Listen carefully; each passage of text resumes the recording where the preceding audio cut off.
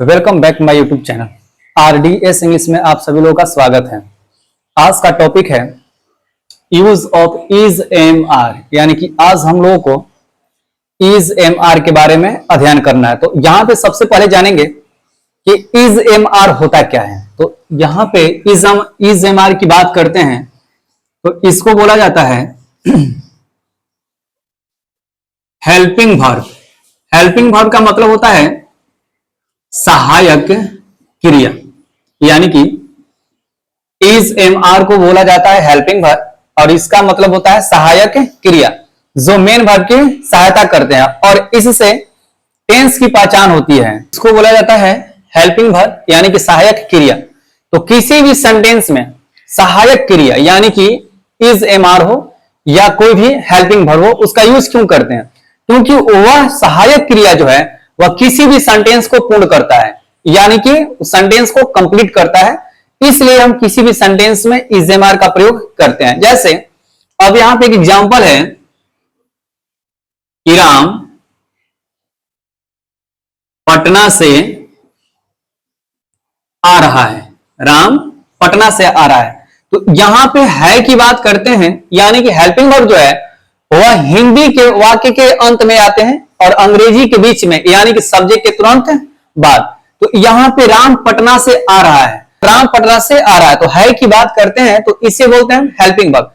अब suppose that मान लीजिए कि इस सेंटेंस में यदि हेल्पिंग वर्ब का यूज ना किया जाए, यानी कि सेंटेंस में है को हटा दिया जाता है, राम पटना से आ रहा, यानी कि यह सेंटेंस जो है पूर्ण नहीं है, यानी कि सेंटेंस जो है कंप्लीट नहीं है, यह सेंटेंस अधूरा लग रहा है। तो इसलिए सेंटेंस में, किसी भी सेंटेंस में हम हेल्पिंग वर्ब का यूज करते हैं। अब यहां पे दे दिया जाता है कि राम पटना से आ रहा है, तो यह सेंटेंस जो है यह कंप्लीट है। तो अब इस सेंटेंस को बनाएंगे कि Ram is coming from Patna, यानी कि यहां पे बात करते हैं इज का, तो Ram is coming from Patna, Ram Patna से आ रहा है। अब यह सेंटेंस जो है कंप्लीट हुआ, यानी कि सेंटेंस जो है वह पूरा हो गया। तो सबसे पहले यहां पर इज एम आर का डेफिनेशन हम देख लेते हैं। अब यहां पे दिया गया है कि to express situation, position, state, condition, information about somebody और समथिंग, यानी कि जब किसी व्यक्ति या वस्तु के बारे में, यानी कि जब किसी व्यक्ति या वस्तु के बारे में उसकी स्थिति, परिस्थिति, हालत या कोई सूचना लेने या देने की बात हो तो हम इज एम आर का प्रयोग करते हैं या किसी भी हेल्पिंग वर्ब का प्रयोग हम करते हैं। अब यहां देखेंगे जैसे वह राजा है। अब यहां पे बात करते हैं कि वह राजा है, यहां पे जो है इसको बोलते हैं हम हेल्पिंग वर्ब। अब यह सेंटेंस को क्या कर रहा है? कंप्लीट कर रहा है, यानी इसके बारे में सूचना दे रहा है कि वो कौन है? राजा, राजा पटना से आ रहा है। तो यहां पे उस सेंटेंस को क्या कर रहा है? इंफॉर्मेशन दे रहा है कि राजा पटना से आ रहा है। तो यहां पे हेल्पिंग वर्ब की बात करते हैं तो ये किसी भी सेंटेंस को पूरा करते हैं, यानी कि वो पूर्ण करते हैं। तो अब इसको बनाएंगे कि दैट या ही इज राजा, यानी कि ही इज राजा। तो इसे हम बोलते हैं हेल्पिंग वर्ब, यानी कि क्या बोलते हैं इसे हम? Helping verb. इज क्या है यहाँ पे? हेल्पिंग वर्ब है।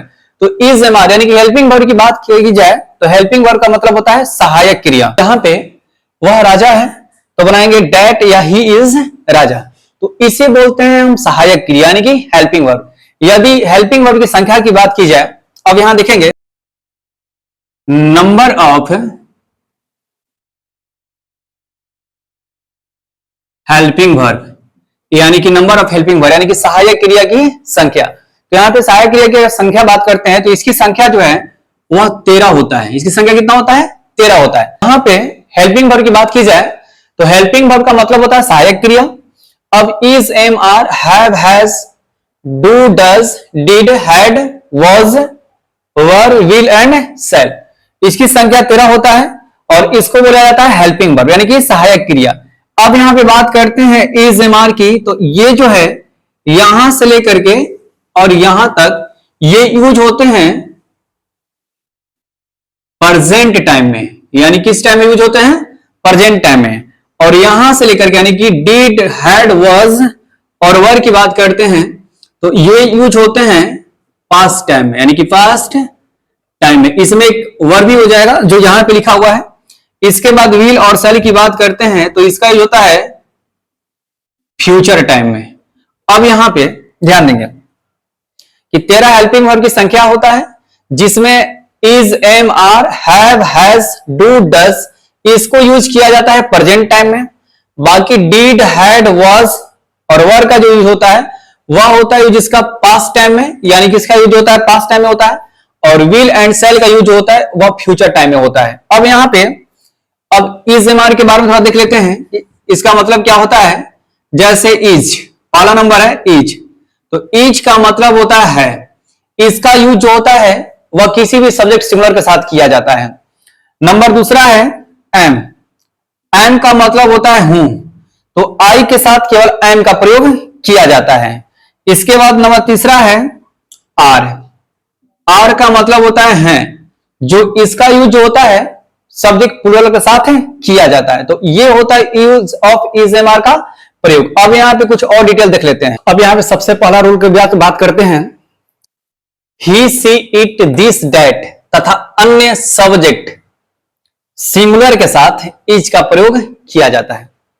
यानी कि यदि सेंटेंस का सब्जेक्ट ही हो, सी हो, इट हो, दिस हो, डेट हो तथा अन्य सब्जेक्ट सिंगुलर, यानी कोई भी सब्जेक्ट सिंगुलर हो, जैसे राम एक लड़का है, सीता एक लड़की है, यह एक कलम है, कलम मेरा है, यानी कि सब्जेक्ट सिंगुलर होगा। अभी पिछले क्लास में बताया था कि जब किसी भी वाक्य का सब्जेक्ट सिंगुलर होता है तो उस वाक्य का वर्ब भी सिंगुलर होता है, चाहे वह मेन वर्ब हो चाहे वह हेल्पिंग वर्ब हो। तो अब यहां पे सिंगुलर के साथ इज का प्रयोग किया जाता है, यानी कि सब्जेक्ट सिंगुलर होगा तो इज का प्रयोग किया जाएगा। जैसे एग्जाम्पल में देखते हैं, बात करते हैं वह एक कलम है, वह एक कलम है, यानी कि जो सब्जेक्ट केवल एक को दर्शा रहा हो या एक को इंडिकेट कर रहा है या एक के बारे में बता रहा हो वह सेंटेंस का सब्जेक्ट सिंगुलर हो जाता है। जैसे वह एक कलम है, जैसे कलम दूर में है और इशारा करके बता रहे कि यानी कि वह एक कलम है, तो यहां पे सब्जेक्ट सिंगुलर हो गया। तो जब सब्जेक्ट सिंगुलर हो जाएगा तो इसके साथ इज का प्रयोग किया जाएगा, यानी कि इज का मतलब होता है तो सेंटेंस में है दिया हुआ, तो सबसे पहले सेंटेंस बनाएंगे, यहां पे लिखेंगे डेट। आप यहां पे ही का प्रयोग नहीं करेंगे, क्यों? क्योंकि ही का प्रयोग जो होता है केवल पर्सन के साथ किया जाता है, किसी भी थिंग के साथ नहीं किया जाता है। अब देखेंगे डेट, अब सब्जेक्ट के तुरंत बाद हेल्पिंग वर्ब आता है या कोई भी वर्ब आता है, तो यहां पे है के लिए यहां पे यूज करेंगे इज। दैट इज का मतलब होता है वह है, क्या है? तो एक कलम है, अ पेन, यानी कि दैट इज अ पेन, वह एक कलम है। दूसरा सेंटेंस है कि सीता एक लड़की है, तो यहां पे बात करते हैं सीता एक लड़की है, तो सीता एक सब्जेक्ट सिंगुलर हो गई, क्यों? क्योंकि सीता जो है अकेले की बात बता रहा है, यानी कि सीता एक लड़की है, तो सीता सब्जेक्ट सिंगुलर हो गई। तो यहां पे बात करेंगे सीता एज, सीता है क्या है? अ गर्ल, सीता एक लड़की है। तो इस तरह का यदि सेंटेंस में सब्जेक्ट दे दे तो उस कंडीशन में इस का प्रयोग किया जाता है। अब नंबर दूसरा देखते हैं। नंबर दूसरा है आर, यहां पे नंबर सेकेंड एम की बात करते हैं, तो लिखेंगे आई के साथ केवल एम का प्रयोग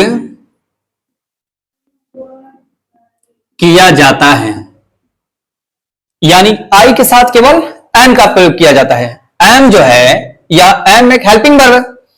अब यह केवल सब्जेक्ट आई के साथ ही यूज किया जाएगा, आई के अतिरिक्त और किसी भी सब्जेक्ट के साथ इसका प्रयोग नहीं किया जाएगा। जैसे एग्जांपल देखते हैं, मैं छात्र हूं, मैं एक छात्र हूं, तो बनेगा आई एम, मैं हूं एक छात्र, a student, I am a student, यानी कि मैं एक छात्र हूं। दूसरा है कि मैं एक शिक्षक हूं, तो यहां पे बनेगा आई एम अ टीचर। तो आई के साथ केवल एम का प्रयोग किया जाता है।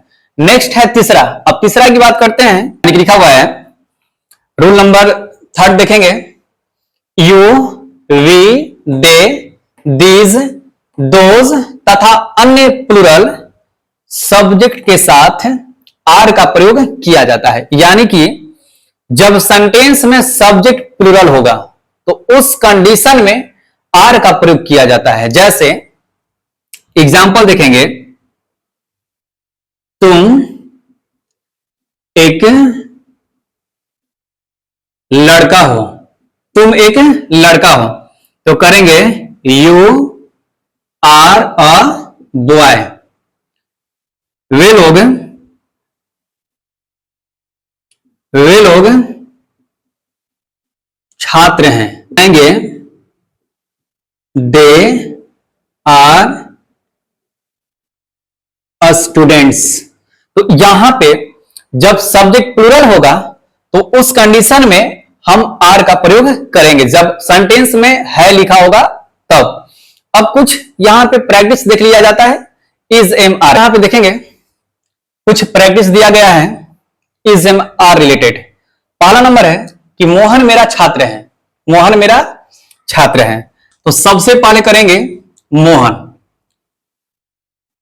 यानी कि कल बताया गया था कि प्रॉपर अनाउन का पहला लेटर जो होता है वो कैपिटल लेटर में लिखा जाता है। तो यहां पे मोहन की बात करते हैं तो वहां सब्जेक्ट सिंगुलर हो गया। अब मोहन इज है लिखा हुआ है, मोहन है मेरा छात्र, यानी कि पॉजेसिव एडजेक्टिव के बारे में आपको बताया था कि माई हो, योर हो, आवर हो, जो भी हो, ये कभी भी अकेले नहीं होते हैं। तो मोहन इज माई स्टूडेंट, यानी कि मोहन मेरा छात्र है। तो यहां पे पॉजेसिव एडजेक्टिव की बात करते हैं तो पॉजेसिव एडजेक्टिव के बीच में कभी भी आर्टिकल का प्रयोग नहीं किया जाता है। नेक्स्ट है सीता और गीता बहन है, तो यहां पे सीता और गीता यह जो है यदि दो नाउन और से जुड़ गया तो वह प्लूरल में हो जाता है। तो सीता और गीता यहां पे प्लूरल हो गया, बहन है तो करेंगे Sita and Gita are sisters. ये सीता और गीता बहन है तो Sita and Gita are sisters. Next है हम लोग खुश हैं, तो यहां पे हम लोग का होता है वी के साथ आ जाएगा आर, क्योंकि वी जो है सब्जेक्ट प्लूरल है, वी आर हैप्पी, यानी कि हम लोग खुश हैं। नेक्स्ट है मेरा दोस्त ईमानदार है, मेरा दोस्त यानी कि यहां पे सब्जेक्ट सिंगुलर हो गया, मेरा दोस्त यानी कि मैं सिंगुलर हूं, मैं एक हूं तो मैं सिंगुलर में आऊंगा, मेरा दोस्त ईमानदार है तो यहां पे करेंगे माई फ्रेंड इज ऑनेस्ट, यानी कि मेरा दोस्त ईमानदार है। तो पॉजेसिव एडजेक्टिव हो गया। पॉजेसिव एडजेक्टिव का जो यूज होता है वो सेंटेंस के सब्जेक्ट के भी रूप में होता है और सेंटेंस में ऑब्जेक्ट के रूप में भी यूज किया जाता है। तो यहाँ पे सब्जेक्ट का काम कर रहा है और यहाँ पे ऑब्जेक्ट का काम कर रहा है, यानी कि पॉजेसिव एडजेक्टिव का यूज होता है, सब्जेक्ट में भी यूज होता है, ऑब्जेक्ट में भी यूज किया जाता है। नेक्स्ट है तुम्हारा भाई, यहाँ पे तुम्हारा भाई ये भी पॉजेसिव एडजेक्टिव हो जाएगा। योर ब्रदर, तुम्हारा भाई यानी कि तुम एक हो, तुम लोगों का भाई होता तो यहाँ पे प्लूरल हो जाता, लेकिन तुम्हारा भाई, ठीक है, तुम एक गिलास पानी लाओ, तुम्हारा भाई अच्छा नहीं है तो तुम्हारा भाई, तो कर देंगे क्या योर ब्रदर, तो यहां पे सब्जेक्ट सिंगुलर है तो इज आ जाएगा, योर ब्रदर इज क्या कर देंगे यहाँ पे गुड कर देंगे, यानी कि अच्छा है ना, योर ब्रदर इज गुड। तो ये रहा सेंटेंस में इज एमआर का प्रैक्टिस। यदि वीडियो अच्छा लगे तो लाइक शेयर कमेंट करना ना भूलें। जय हिंद।